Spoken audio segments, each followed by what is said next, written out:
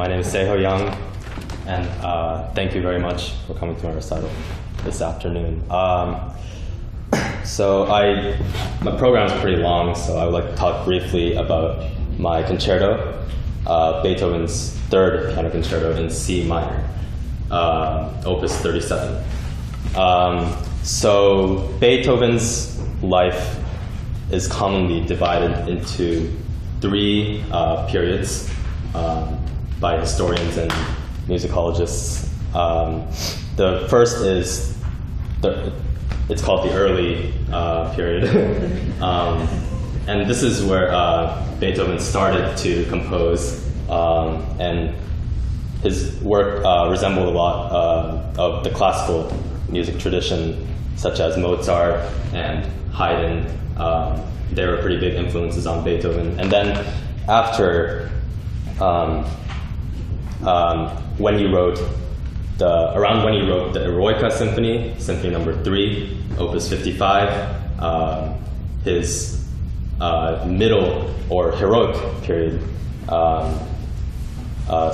began. And during this time, he started to experiment with more unique music, with longer forms, longer symphonies, and longer piano sonatas. And he started to use more subtle harmonic differences and different textures. And although this third piano concerto is Opus 37, I think there are signs of Beethoven kind of transitioning into a more complex compositional technique, and I would like to play some examples for you, such as, well, right off the beginning, the orchestra starts off. It's clearly the first theme in C minor, but when the piano soloist comes in, this is quite unique, as it is something that's really bold, powerful, and it's not even a theme. It's just a C melodic minor scale, which contrasts with his first concerto, for example. It's just and such as Mozart's, which in both cases they start off right off with the concerto's first theme, but Beethoven doesn't do that in his third piano concerto. Also, right after the cadenza,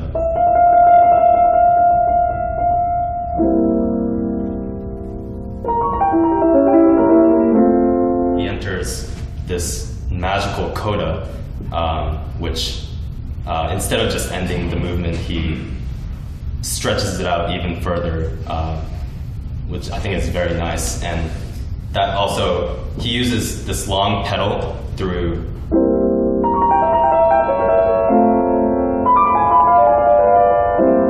many harmonic changes, and he just notates a pedal through that whole passage. And that's I think a common Beethovenian technique that I think sounds really nice. So I will be holding the pedal for that whole passage. Some players may like to flutter it a little bit, but I think it sounds nice, kind of blended in together. And right after the ending of the first movement,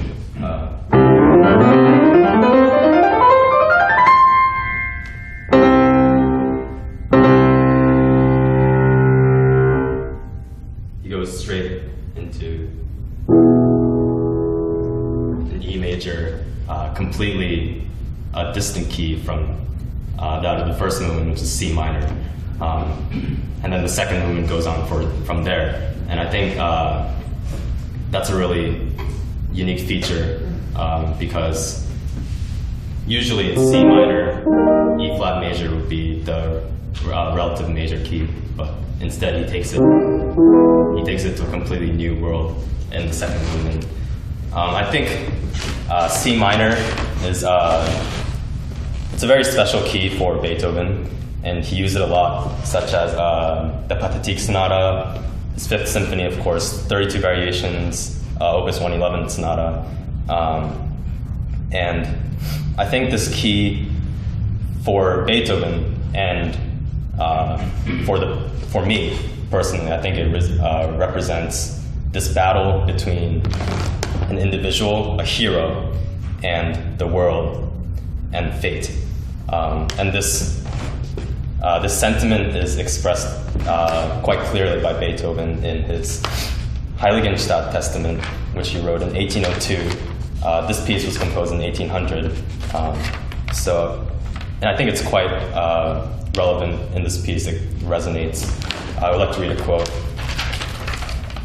Oh, the Heiligenstadt Testament is a letter that Beethoven wrote to his brothers, and it expresses his despair over his deafness, his growing deafness, and his will to overcome such obstacles as these, and to write music that he felt had to be written, and that it was his destiny to write them. He writes, "But what a humiliation for me when someone standing next to me heard a flute in the distance, and I heard nothing. Or someone heard a shepherd singing, and again I heard nothing. Such incidents drove me almost to despair. A little more of that, and I would have ended my life. It was only my art that held me back. It seemed to me impossible to leave the world until I had brought forth all that I felt was within me. So I endured this wretched existence, truly wretched for so susceptible a body, which can be thrown by a sudden change from the best condition to the very worst. Patience, they say, is what I must now choose for my guide, and I have done so. I hope my determination will remain firm to endure until it pleases the inexorable Parse to break the thread. Perhaps I shall get better, perhaps not. I am ready."